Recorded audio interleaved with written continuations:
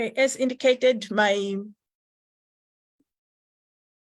paper is on service learning in teacher education, and it's a literature review on the rationale, the benefits, and the challenges. The presentation outline, the introduction, the literature review, methodology, findings, conclusions, and recommendations. Okay, the introduction is in the form of questions. Why this research? The research was motivated by the fact that for some universities in some countries, they've decided to replace the traditional teaching practice program with service learning. And why have they decided to do that? Because they've realized that there's a need to expose their pre-service teachers to the new realities in a globalized 21st century. And what are these new realities? They are the ever-widening gap between the rich and the poor, and also the risk of marginalization due to the ever-increasing human migration, especially from the south to the north. And so those universities have decided to address such challenges. Then the literature review focused on what service learning is as a teaching and learning approach, drawing on Dewey's experiential learning theory, and also the literature review examined the argument that education has to take place in an authentic learning environment, and we have to question the current content in our teacher education program so as to meet the rapid changing needs of the economy and society. And it also went on to look at what service learning activities, the possible service learning activities, the quality criteria which is required for it to be effective, and a few examples. And then also literature review on reflection as a key component of service learning, and the various frameworks which are recommended for reflection for it to be more effective. Then also examine the literature review on rationale for service learning in teacher education to replace the traditional teaching practice methods of training teachers. Then the benefits of service learning versus the traditional teaching practice method. And then we did a little review on the challenges and proposed solutions. The methodologies I indicated, this is a literature review, an extensive literature review to see which countries have universities which have replaced the traditional teaching practice program with service learning and why they've decided to do that. And also to look at what exactly the pre-service teacher does in service learning and how do the pre-service teachers themselves feel about this, and why some universities in those very same countries continue to resist having service learning to replace the traditional teaching practice method, and the possible way forward. The findings, first question, which countries have some universities which have replaced the traditional teaching practice program with service learning? We have Australia, we have US, and some European countries. And what are the justifications? They've decided that they're going to replace the traditional teaching practice program with service learning so as to respond to the realities of the globalized 21st century, so as to accommodate or to deal with the issue of the ever-widening gap and the marginalization as a result of the human migration from the south going to the north. And also they've decided that they want to develop a relevant teacher who is capable of dealing with the new realities in the world by exposing these pre-service teachers to these realities instead of them facing those realities for the very first time when they get into teaching. And also they want to develop a relevant teacher education curriculum which takes into account these new dynamics and respond to the call to reform the manner in which teachers are being trained. The third question, what exactly do, say, pre-service teachers do which is different from the traditional teaching practice? Yes, they still do lesson plans, but they teach learners in the after-school program on various topics. For example, they assist less learners in the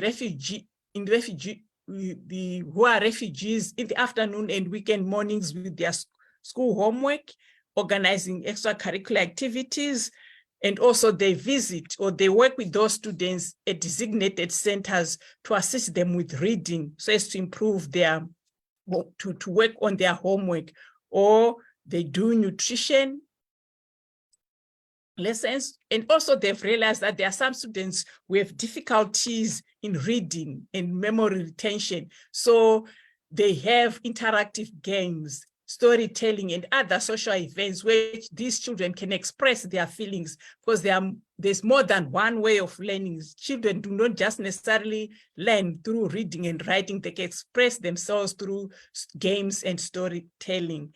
And also they work with the qualified teachers and the school teachers and the community agents to design and implement a service learning experience themselves. And also they have to complete that project during their teaching practice program. The fourth question, how do pre-service teachers themselves feel about this program? From the literature, it is, we have seen that they've realized that there are more than 1 or 2 or 3 knowledge lenses as they interact with the children in the authentic environment. The parents, the community, those are various knowledge lenses which are absent from the university. They're at the university, they simply interact with their supervisors and professors, and yet out there are more knowledge lenses which they can harness. And also they've realized that they have an authentic environment to concretize concepts which their professors teach them at university, like inclusive education. What is it all about? Power relations, power dynamics, refugees, marginalization, segregation, underprivilege. These concepts become real, they become concrete, because they are interacting with those children, with those parents, with those communities in their authentic environment. 2 more minutes, please. 2 more minutes. And then when we look at the hard slot of participation, they've realized that they operate at the top 3 ranks of hard slot of communication, which in the traditional teaching practice method, those teachers do not operate at such levels. Reflexivity, they've also realized that they are able to reflect beyond the normal in evaluating their own personal beliefs, assumptions, and biases, and see where they can change so as to facilitate an appropriate teaching and learning experience. And also they've realized that they go beyond the norm compared to the traditional teaching practice method, where they adopt or they develop a systems thinking approach, where they realize that systems are interrelated, formal, informal, and everything works together. And also they've realized that they can create critical hope, which is different from feigned hope, because they can see that in the negatives, the shortcomings which these communities are, something positive can come out of that and they can be part of it. Then why do some universities still resist replacing the traditional teaching practice with service learning?